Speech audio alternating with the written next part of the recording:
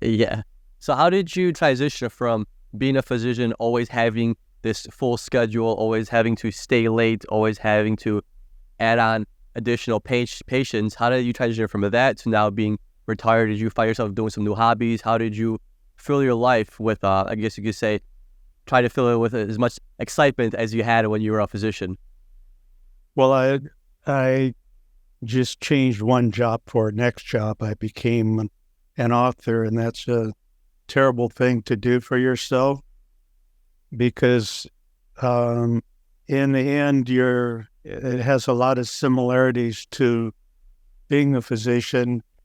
I'm always writing. So I'm always thinking. I'm always thinking about the next thing I want to say. When I read an article, I'm always thinking, can I include that? My wife, of course, talks to me and then she says, did you hear what you said? Are you writing right now? So it it's fairly consuming for me.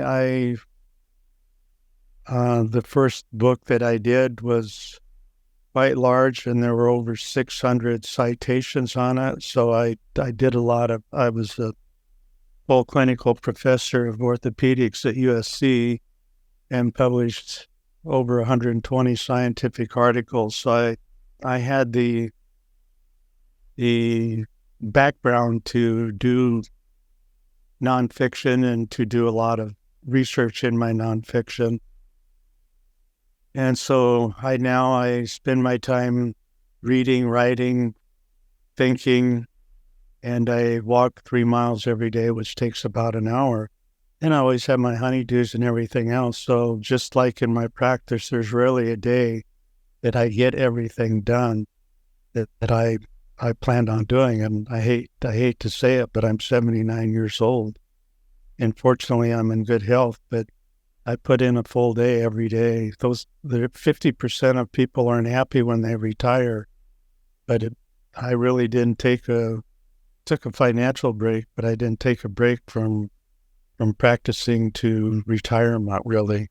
Yeah, and Doug, 'cause you said that about 50% of people, when they retire, they kind of get lost or they're not unsatisfied.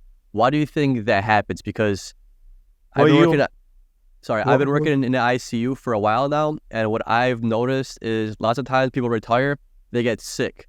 And I asked them, like, what was going on? And a lot of times they tell me that they just had nothing to do. They almost lost their goals. They became less driven, and they became bored after retirement, and they couldn't fill that time. And what I've noticed is, maybe it's just me, but I feel like there's some kind of a correlation with not having any kind of hobbies or not having things to do after retirement that puts people in worse health. So I'm curious, like, on your opinion on that, and why do you think people are unhappy after they retire? Well, most people in America, it's not that way worldwide, but in America, we are identified with our job. And I mean, those in the old days, if you work for GM, you work for GM your entire life, 30 or 40 years. So that becomes, we're in a meritocracy, which America was, although we're drifting away from it. And your competitiveness and working and getting ahead is wrapped up into your profession or job. So when you lose that, you have a hard time gaining a new identity because first you lose your skills. It's like, and physicians are especially bad at that because, the more training you have, the less skills you have. You become a specialist, but you can't do very much. It's like an airline pilot. What good are they, as far as doing other things in life? They train and they become very narrow, and it's a great job and they do a wonderful job, but it's not a very broad job. And when you quit, it's like, what am I going to do now? I can't get another job somewhere. And that's kind of the extreme, but most people are like that. So they have a hard time repurposing themselves. And I still garden. We relocated when I retired which is another problem thing that happens to people. I lived in LA, and coming from a small farm town of 400 to a town of 10 to 20 million was a big transition. And I knew I would never retire there. I just hated LA, but it was still the land of opportunity. And then you retire and you leave your friends behind, and you don't have a mechanism to meet new friends. And most friends have their circle of friends, and they aren't interested in making new friends. So you have a hard time with friendship, with gaining meaning. And we scaled down. I actually owned the lot next to the house that I had, which is where I had my big garden. And here we have a very small, much smaller house and a much smaller yacht. So most of my gardening is container gardening. And so even that hobby I lost.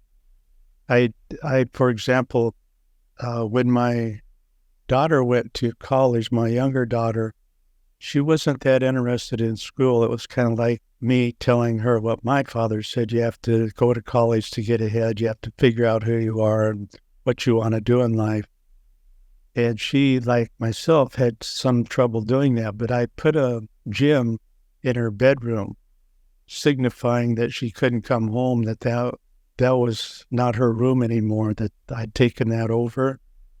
And so I had a gym, which I did it not as a mean thing to do, but I actually became one of the few people that bought a treadmill that actually used it at home. I went through 3 treadmills during my generation, whole time in LA.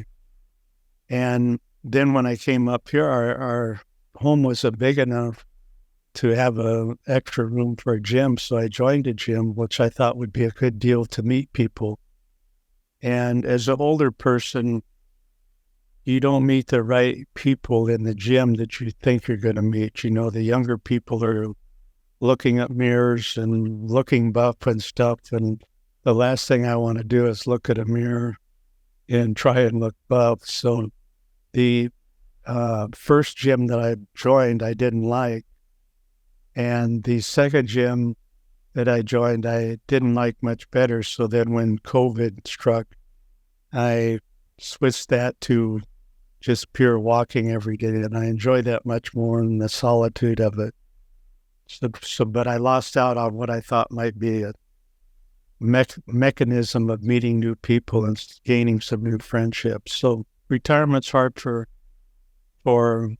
new friends. You actually also are moving away from old friends, which is also a little bit painful for me, because after 37 years in LA, and I saw 100 people a week. So in 37 years, I saw a quarter of the people in Long Beach. It's a town of 500,000 people. So I couldn't go anywhere where I didn't recognize somebody, coffee shop or the bank. And to go to a new place and not know anybody and walk in and the banker doesn't know you and doesn't want to give you an extra hand, it's very difficult sometimes in retirement. So I bridged that by immersing myself in work.